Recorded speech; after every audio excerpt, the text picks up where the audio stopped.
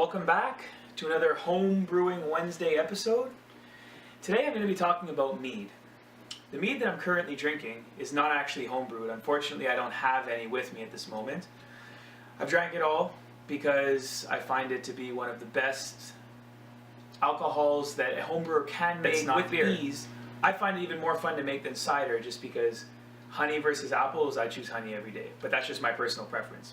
In either case, this is a Quebec-made mead, hydromiel, that comes from, we don't have many options here. It comes from Intermiel, I believe. It's the signature aged in an oak barrel brand. I find it a lot nicer than the other brand that they make, which is just kind of like a plain sweet mead, just because of the color of this one in particular, gorgeous, gorgeous yellow, and because it tastes like liquid honey even though it's 16%. So it's super smooth, super nice, drink it any day of the week. What I'm really here to talk to you about today is this carboy right here. This is my mead. I'm waiting for it. It's been in there for quite a long time, I'd say 2 to 3 months now. I actually just cranked up the heat underneath this baby so it could increase fermentation, and as from yesterday, I can see it already swirling. It's hard to see with the camera, but it's going pretty smoothly, and there's a nice croissant on top. Well, I don't know if we technically call it croissant with mead, but it's got a nice thick layer of all the crud that's not just going to be pure honeyed nectar of the gods.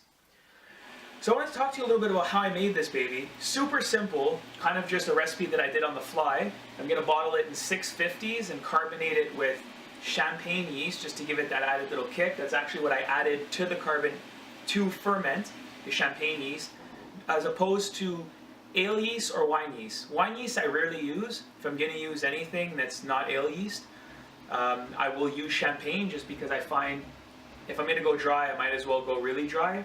And if I don't want dry, I'm going to use an ale yeast because they leave just the right amount of sweetness for the levels that I personally enjoy.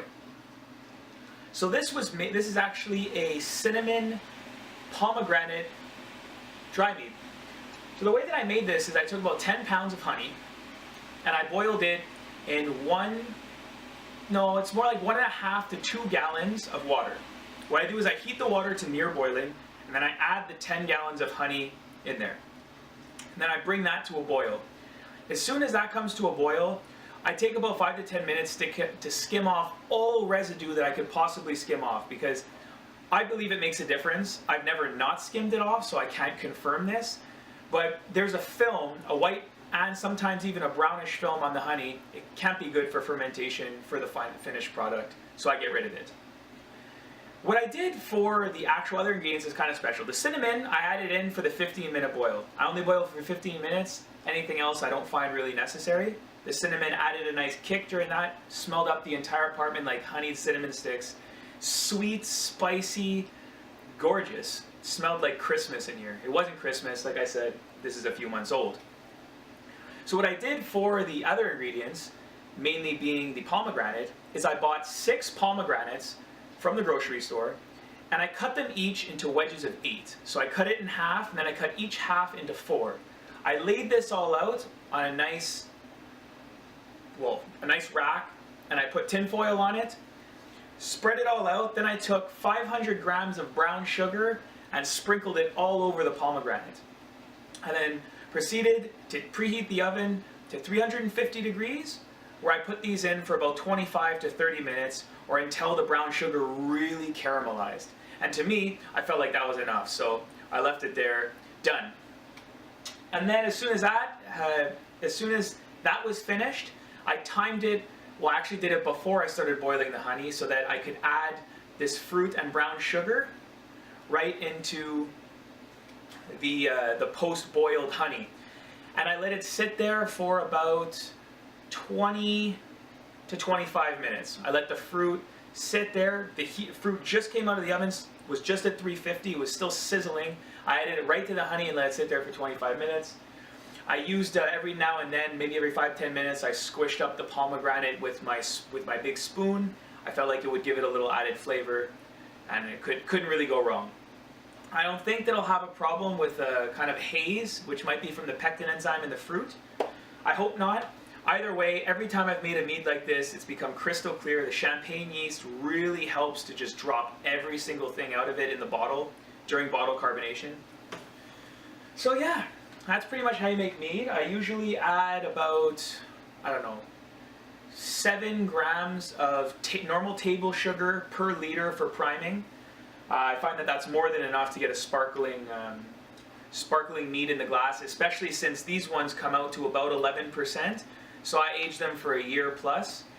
Preferably drink before 2 years, I find. Then after, there starts to be some more of the unsettling flavors that honey might produce after fermentation. That might be a problem with me though, so I don't know if that's a global issue. But anyways, the point here is that everyone should start making mead. It's super simple. I just told you what to do. It could potentially take you under an hour to do the entire thing, which is awesome. And it's so delicious.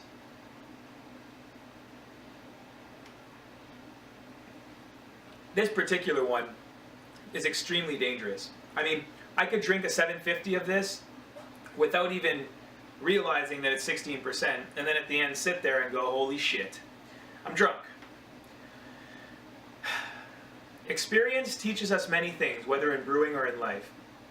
And we learn from all our mistakes, and sometimes they're not mistakes. Sometimes they're just life lessons that actually make you a better person. So never feel bad for drinking mead until you fall asleep. That's the life lesson that we've learned today. And how easy it is. So get on that, don't waste any more time.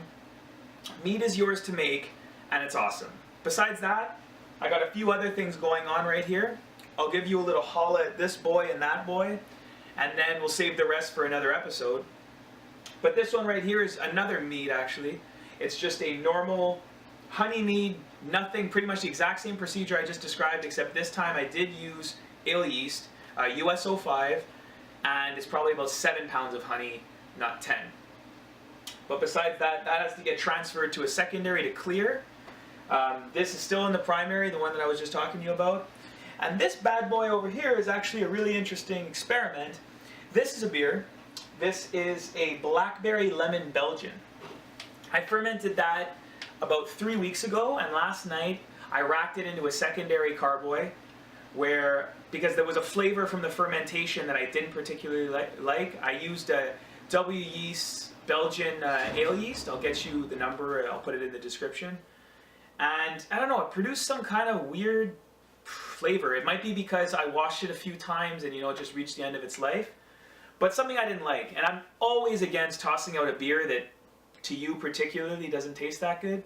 So my solution for that is always to re-ferment it on top of a stronger yeast and add a little bit of sugar to try to take care of any of the esters or the taste that you don't actually like. So I just added 300 grams of sugar, pit some champagne yeast, and boom!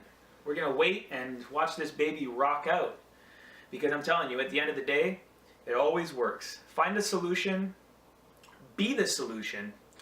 That's part of beer addict education. So yeah, that's pretty much what I got to say here. Don't have that much time this month, you know, the next couple of months are going to be super busy, but I'm getting these videos out there. Today my main thing was really to just explain how simple a mead is. I will put the recipe in the comment section below, complete with detail, probably even more than I said tonight. And yeah, cheers to Homebrewing Wednesday number 2. And look forward to a great year with all of you. You know, share this video. I want everyone to get into homebrewing. I want everyone to have a great time. Keep letting me know what you want to know about. Eventually, when this gets done, I'll do some tasting notes. Then we'll talk about it from there with the recipe side by side.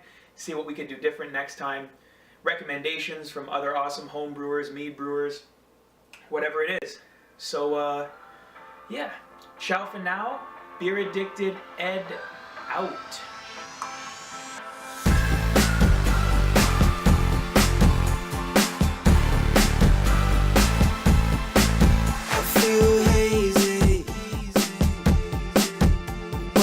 Everything black and white.